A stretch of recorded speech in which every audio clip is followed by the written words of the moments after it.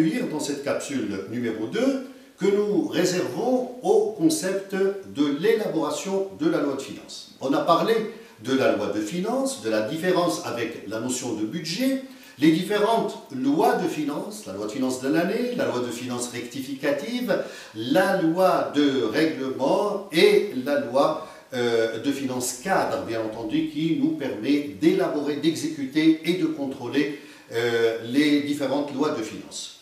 Bien entendu, quand on parle de l'élaboration de la loi de finances, il faut segmenter 3 aspects.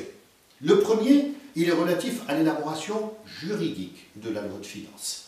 Quels sont les rapports entre l'exécutif et le législatif? Qui prépare quoi? Quelles sont les différentes étapes par lesquelles passe un projet de loi de finances, notamment en sortant du ministère des Finances, en allant vers le Conseil de gouvernement, le Conseil des ministres, avant d'atterrir devant les 2 chambres composant le Parlement. Cette élaboration juridique est très importante parce qu'elle trace le cadre législatif et réglementaire dans lequel la loi de finances doit s'exécuter. Deuxièmement, il y a l'élaboration technique, un certain nombre de méthodes.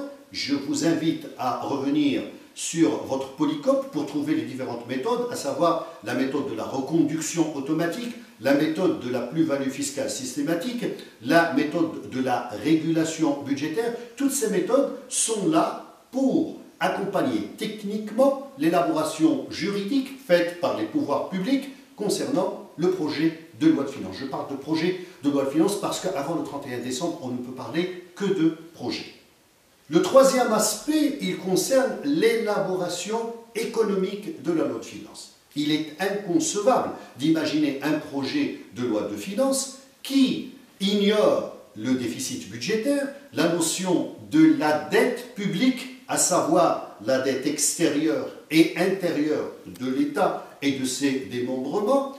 Il est inconcevable de préparer une loi de finances sans prendre en considération la spirale inflationniste dans laquelle évolue un État. Et donc, toute cette préparation juridique, technique et économique nous permet de cerner le phénomène budgétaire et de préparer, autant que faire se peut, un projet de loi de finances dans des conditions favorables. Merci pour m'avoir écouté et à la prochaine capsule.